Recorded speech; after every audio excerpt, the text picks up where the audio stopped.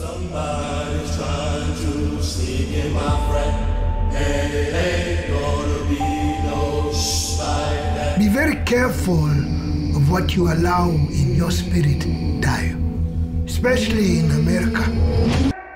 I'm calling to tell you I'm sure. Thank you, Benny, for joining us here today. Now, first off, like, how's your 2021 going? Because I know last year was just extremely a lot. Yeah, 2021 is going great so far. I think that 2020 kind of taught everybody collectively a lesson in life. And, you know, unfortunately, a lot of people lost people. I lost people.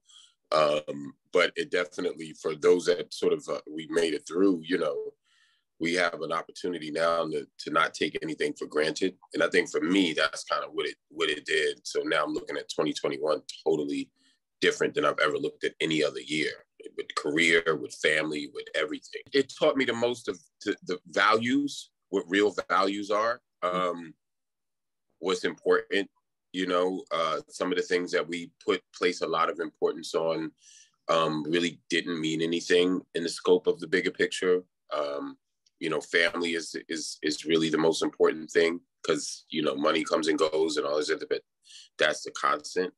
And so it really, that for me is kind of what it taught me, got me, you know, being at home with the kids and wife and kids and all this stuff, like really every single day, all day. And, you know, so it definitely changes your perspective on everything, you know.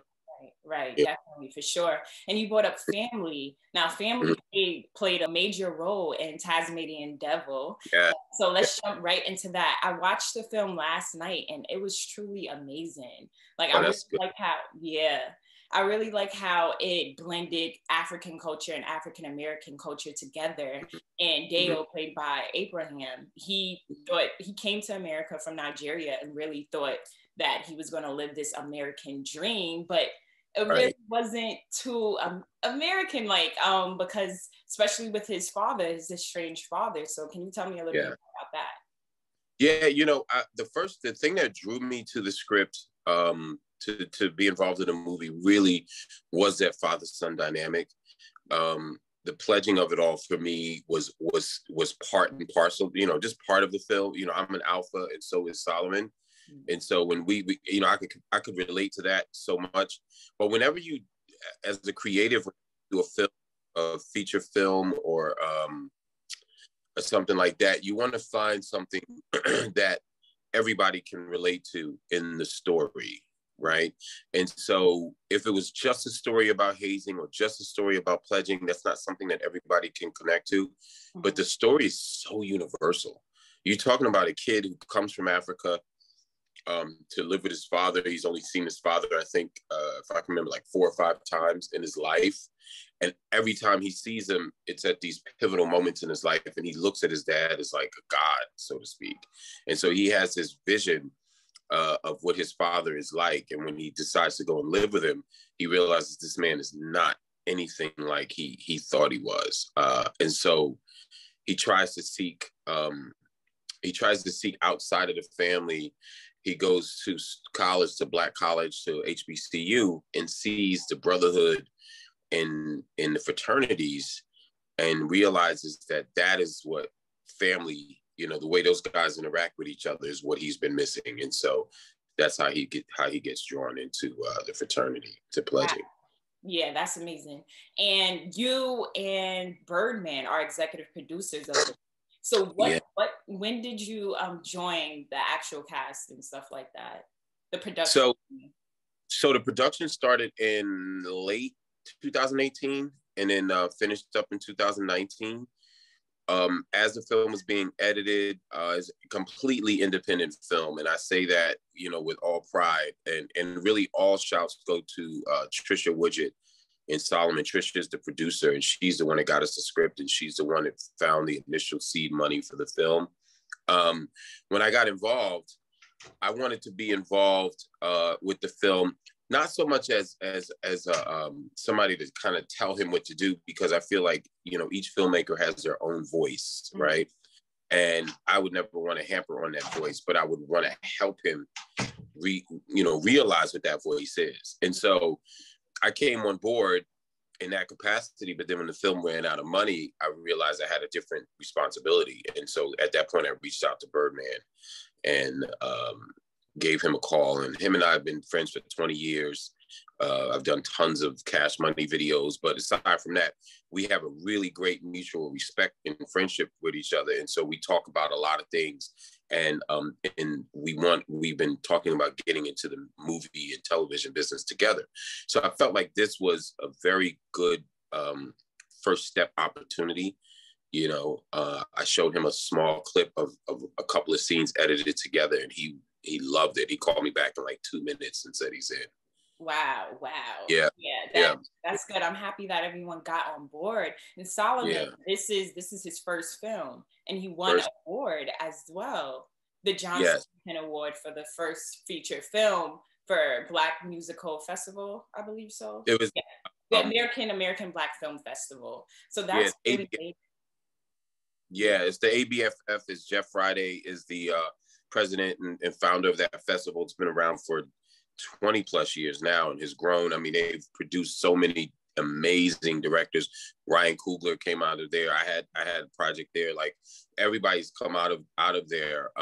It's a great sort of meeting place for Black cinema writers, actors, directors, and everything like that. And so this award was the very first award that they created, called the John Singleton Award for First Time Directors, and Solomon is the first winner of that award. So it's amazing. Well, congrats to him for that. Congrats. And yes, you've been in the game for over plus 20 years. You did videos for 50 Cent, A. Marie, Nicki Minaj, the list goes on and on. What advice do you have for him just coming up in the industry? Well, you know, that it's my advice to him is, you know, we talk all the time, and I tell him to just take everything in stride. You know, this business is as great as it is, it's very unforgiving. And so, you know, you're only as good as the last thing that you've done.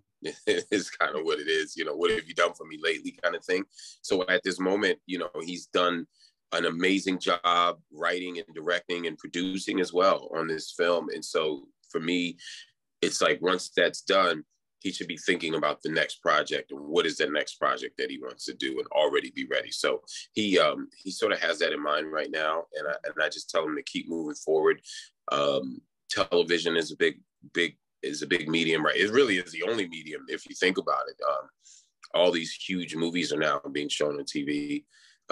You have all the streaming platforms. So I also told him, don't be sidetracked by thinking that you're just a feature film director. You know, if you're a creator and a director, think about television. Think about creating something for television that can last 5, 6, or 7 seasons or something like that. That's sort of the advice I'm. Okay, great. And what do you hope people get out of seeing Tazmanian Devil? Well, I hope people get out of seeing the movie the understanding of the family values.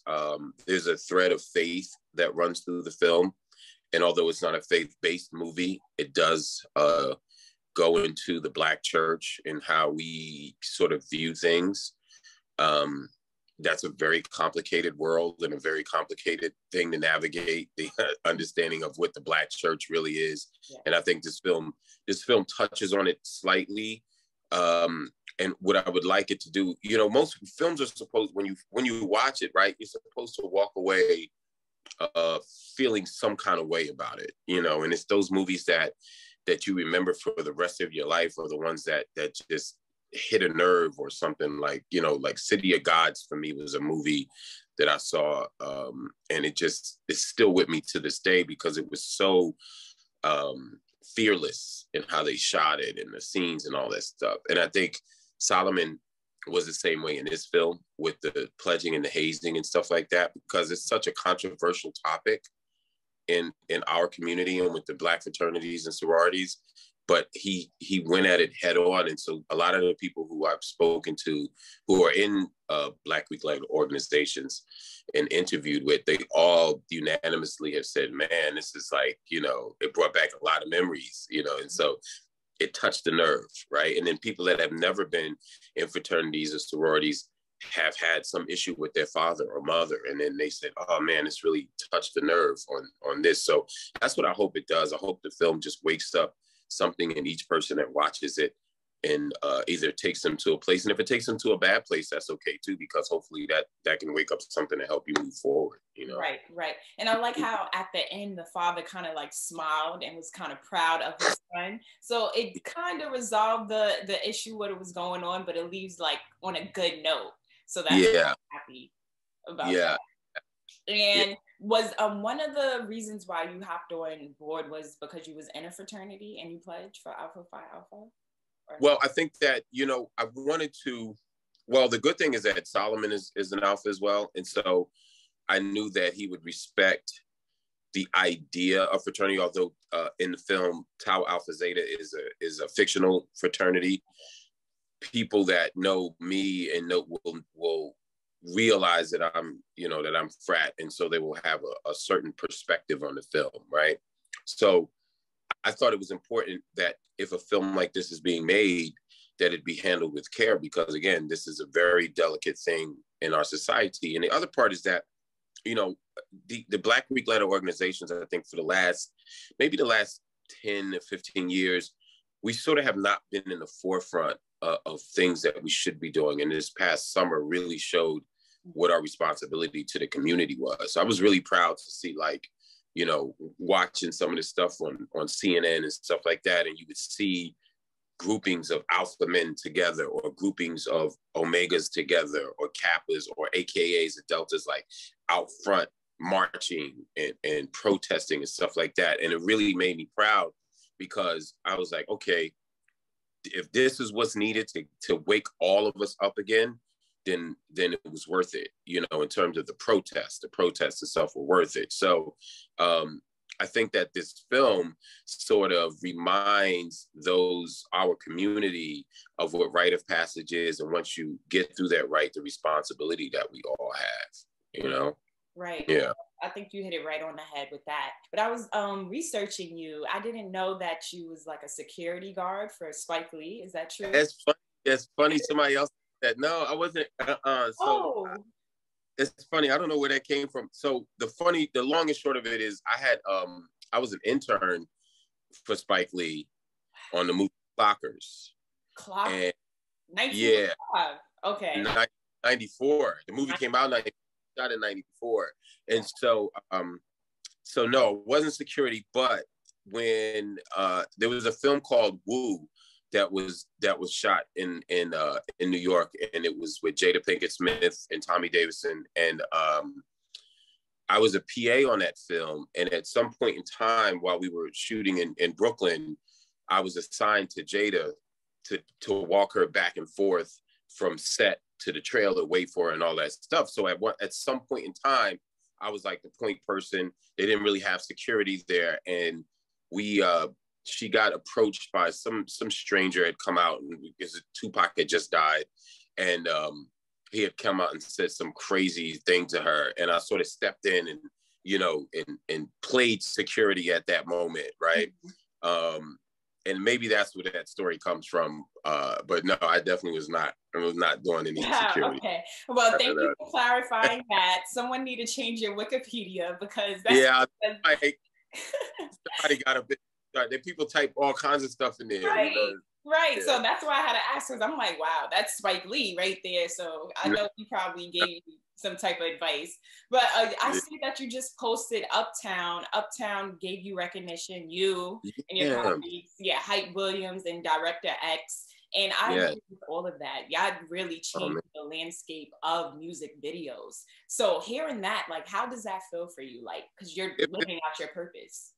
It feels really great to me, because, you know, I came to Big Dog, like Hype is the GOAT, you know, and then, you know, also look at X as like the baby goat / GOAT, you know, because we were young at the time, and Hype had already taken off, and we joined Big Dog Films, and I was a production assistant and then became an AD, waiting my time to start directing. And X started directing. He would go back, you know, X was from Toronto, so he would go back for like a week or two, come back from Toronto with like 4 or 5 music videos that were just incredible. And we'd be like, you directed this? He said, yeah, you know, I went home and shot this stuff, and we would sit around the office and watch it.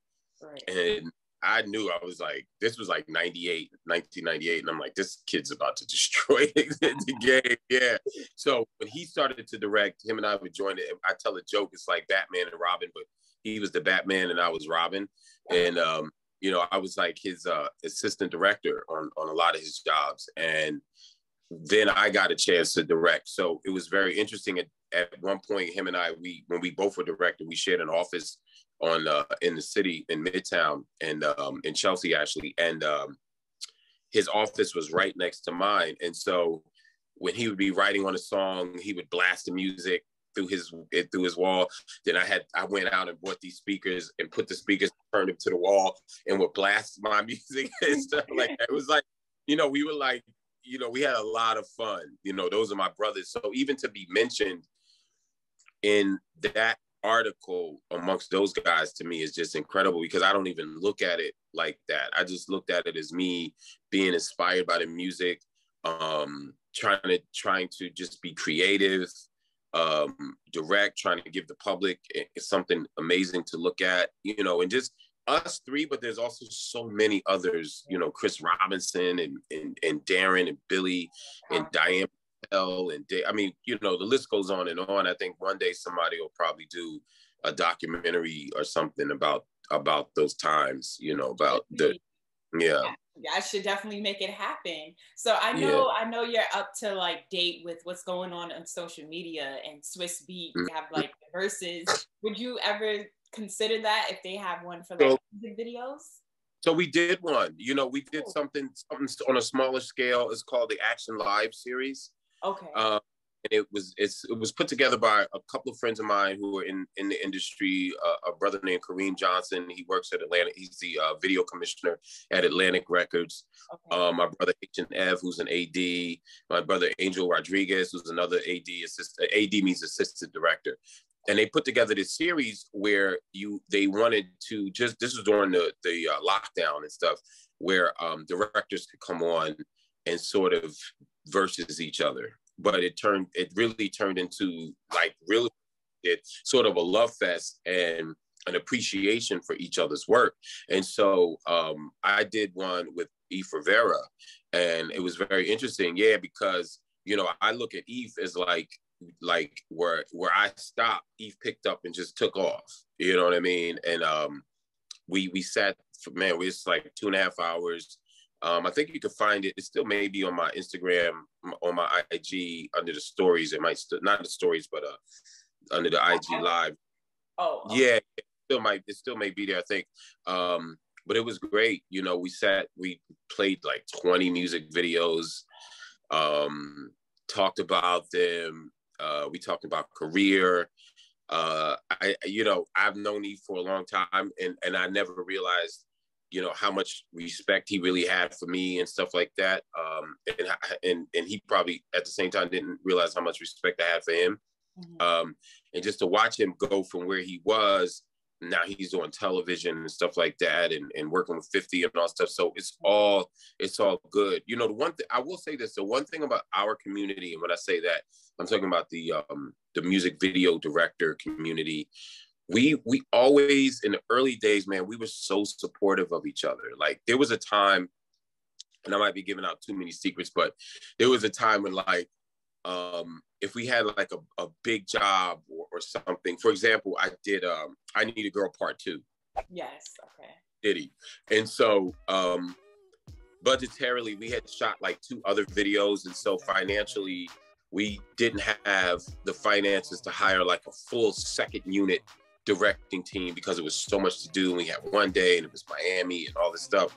So Little X got on the airplane, flew down, asked me what I needed to shoot, took a camera and a camera operator, and shot a whole bunch of scenes that I needed for the video. You know what I mean? So that's the kind of stuff that we used to do. And I think, for Usher's, You Don't Have to Call, I think it was You Don't Have to Call, X did that.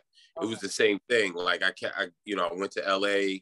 He said, yo, I got a bunch of stuff I need you to shoot for me for the Usher. And I was like, whoa, word? Okay. And this was kind of early on. And I shot that stuff. So we were very supportive. You could go on set And at any time on set, you'd look around and Chris Robinson was standing there and it wasn't his shoot, or like, you know what I mean? Or Jesse Terrero was standing there and it wasn't his shoot. But all, like, guys were there to support each other, where everybody was like, we were literally learning from each other, like at the moment. And nobody was like, nah, get that guy off my set, or he's trying to steal ideas from me. Nobody was like that. We all respected each other. And so that still continues to this day, with a lot of us moving into these new mediums of television and film. Like, we're there to support each other. You know, when All Eyes on Me came out, I had Chris Robinson there, I had Little X there, I had so many of my peers were there for the premiere and came through and just sat and watched and supported the same way I was when their movies came out, you know? And I feel like the evolution of music videos is changing right now. Y'all came from where y'all just had like a cinematic feel to it. Where do you see it like heading right now for like the new directors? It's interesting because there's a lot of things that have changed. I mean, the digital medium has made the ability to shoot very accessible, because all these cameras now are consumer cameras, meaning, you know, you could just go and buy it in the store, and then that day you'd be shooting a video. Yeah. And so the creativity has to be there, because just, you know, like, because everybody can do it, now you'll start to see who's really creative and who's really, you know, making strides. Do you ever see yourself like collaborating with a young director? I do now. There's a few directors that I'm mentoring right now. A few people, Dev Camera out of Philly, a director named Slim Moses. There's out of Philly. There's a brother here in New York named A1 Vision, Frico Vasquez, High Life Media. There's quite a few. Honesty, who's another director. Like, there's a lot of guys that I that I come in contact with, that I've either mentored or hired to shoot some things for me. I have right now, I'm in a management group that manages artists, rap and R&B artists. And so instead of me going out to try to shoot all these videos, it also is an opportunity for me to empower some of these young directors, right? And give them, you know, some ideas and some guidance on how to shoot it. So I'm lending my sort of old school ideas to their new school ways of doing things. And, they're coming up with some special stuff. That's amazing. So thank you so much, Benny Boone. Any last words you want to add for Tazmanian Devil? Where can everyone see it? Yeah, so, we're out now on all platforms. There is a lot of great Black films that have just come out, and I'm glad, sometimes there's a desert of movies, meaning there's just nothing out, right? So right now we have an abundance of films. So I would just hope that this film doesn't get lost in the mix. So, when you finish watching Judas and the Black Messiah, come and watch Tazmanian Devil, or, you know what I mean? Or Ma Rainey's Black Bottom, then watch Tazmanian Devil. So I would love to tie in the idea of watching Tazmanian Devil during this great period of Black filmmaking. So don't forget us. We're on all platforms. It's a great film for young adults to watch as well. And so just, I'm just honored to be a part of it, and a part of this young man of Solomon's, Onita Jr.'s journey into film. Great. Thank you so much. It was nice speaking with you. Enjoy the rest of your day.